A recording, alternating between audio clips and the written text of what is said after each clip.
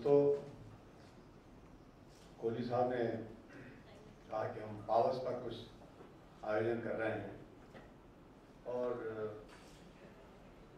मैंने उनसे दरख्वास्त की कि एक गीत मुझे बहुत पसंद है, अगर आपको सुनाएंगे तो मैं आ जाऊँगा। मुझे उम्मीद है कि वो मेरी फरमाइश पूरी करेंगे।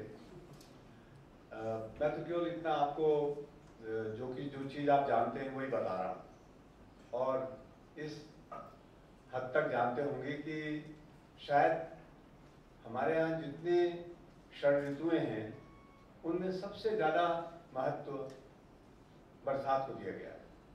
और ये पावस की जो ऋतु है इसमें घन गर्जत दरपत मन मोरा, यहाँ से शुरू होती हैं चीज़ें। और इसके अलावा जो खास तौर से बहुत गर्म माहौल वाली जगह है वहाँ थोड़ी ठंडक पहुँचती है।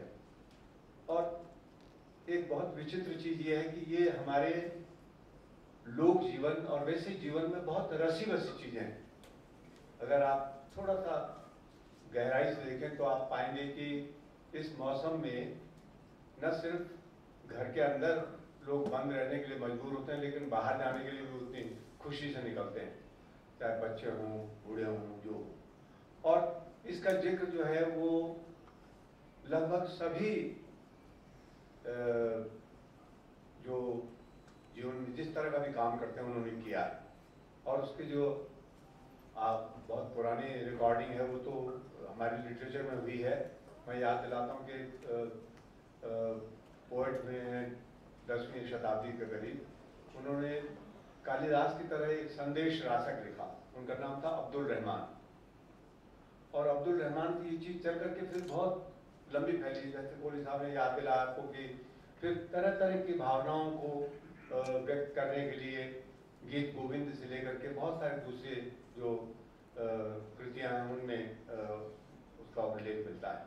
और ख़ास तौर से एक जो बहुत ज़्यादा अहम चीज़ है वो है कि पावस ने हमारी हर कला को प्रभावित किया है, चाहे वो नृत्य कला हो, संगीत पर बहुत बड़ा असर उसका है,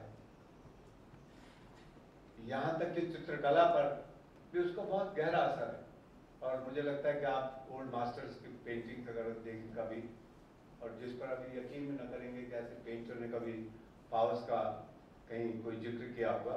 अगर आप निकोलाई रोरिक की कुछ पेंटिंग हिमालयज वाली याद करें तो आप पाएंगे कि वहाँ उन्होंने निकोलाई रोरिक ने उसी एक मीनिंगफुल तरह से उसका इस्तेमाल किया है।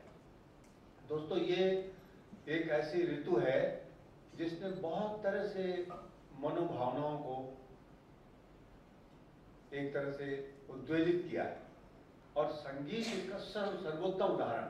संगीत में अद्भुत तरह से रागों का इस्तेमाल किया। मुझे याद आता है कि जो हमारे क्लासिकी संगीत है उसमें खास तौर से जो 20वीं शताब्दी में क्लासिकी संगीतकार हुए हैं उन्होंने तो बहुत ही विचित्र तरह से इसका अपने गीतों में इसकी बनावट की है। मुझे याद आता है कि जो बहुत हमारे खास तौर से बड़े कठिन राग हैं उन रागों में भी इसकी बनावट हुई। मुझे मेरे फिल्म में काम करते हैं दोस्तों उन्होंने याद दिलाया कि मध्यकाल के कुम्मन दास एक पोएट हुए हैं, और कुम्मन दास की जो पंक्तियां हैं जो ज़्यादातर लोगों को याद रखते हैं, पूरी आपको याद दिलाऊंगा।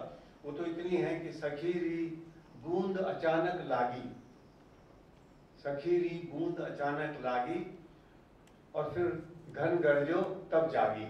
और पूरी पंक्तियां उसकी है, सखीरी बूंद अचानक लागी, सोवत हुती मदन मत माती, घन गरजो तब जागी। कि सो रही थी, मदन मत माती।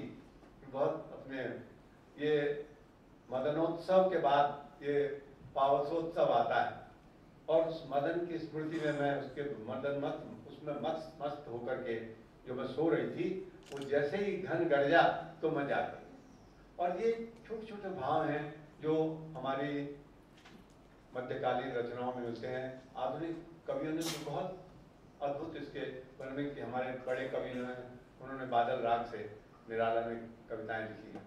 और आप पाएंगे कि शायद ही कोई कलम छूटी हो, चाहे वो चित्रकला की कलम हो, नृत्य कला की कलम हो और साहित्य की कलम हो, उसने भरपूर इस्तेमाल किया है। तो मैं इसके बारे में बहुत सारी दीगर बातें भी आपसे कर सकता हूँ, और ख़ास तौर से मेरा ख्याल है कि एक तरह से वो एक राष्ट्रीय कर्तव्य होगा उसका याद दिलाना कि इस बरसात में इस बार जो माहौल पैदा किया है वो बड़ा अवसाद से भरा हुआ, बड़ा दुख से भरा हुआ।